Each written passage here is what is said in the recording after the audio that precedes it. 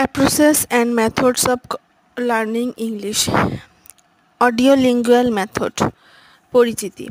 Second language শেখার অন্যতম একটি মাধ্যম হলো অডিওলিঙ্গুয়াল মেথড। অডিওলিঙ্গুয়াল মেথডকে সংক্ষেপে ALM বলা হয়। দ্বিতীয় ভাষা অর্জনের ক্ষেত্রে অডিওলিঙ্গুয়াল মেথড সবচেয়ে প্রাচীনতম এবং প্রতিষ্ঠিত একটি মেথড।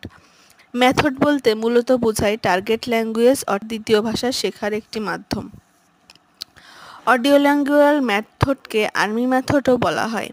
আর্মি মেথড বলার কারণ হচ্ছে এই মেথডে ইনস্ট্রাক্টর যে ইনস্ট্রাকশন দিবে, লিসেনার অর্থাৎ স্টুডেন্টকে শুধুমাত্র সেই ইনস্ট্রাকশন ফলো করতে হবে এবং বারবার বলার মাধ্যমে বাক্যের স্ট্রাকচার এবং ডায়লগ খুব মুখস্থ করবে।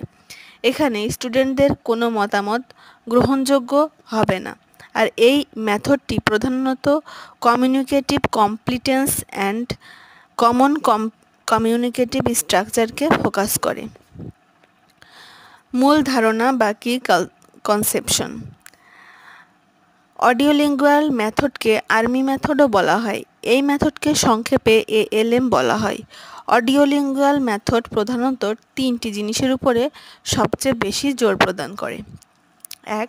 বারবার পড়ার মাধ্যমে এটি নির্দিষ্ট অভ্যাস গঠন করে। 2. আনুষ্ঠানিক ভাষা এবং কাঠামোগত ভাষার উপরে জোর প্রদান করে। 3. অডিওলিঙ্গুয়াল মেথড কোনো সুস্পষ্ট ব্যাকরণ নির্দেশ করে না, অর্থাৎ এখানে বাক্যের সিনথেটিক ব্যাখ্যা দেওয়া হয় না। অডিওলিঙ্গুয়াল মেথডের সংক্ষিপ্ত ইতিহাস। 1942 সালে দ্বিতীয় বিশ্বযুদ্ধের সময় অডিওলিঙ্গুয়াল মেথড উদ্ভব হয়েছিল। Army specialist training program ASTP 1942 সালে আমেরিকান সৈনিকদের বিদেশি ভাষায় দক্ষ করে গড়ে তোলার জন্য প্রতিষ্ঠিত হয়েছিল।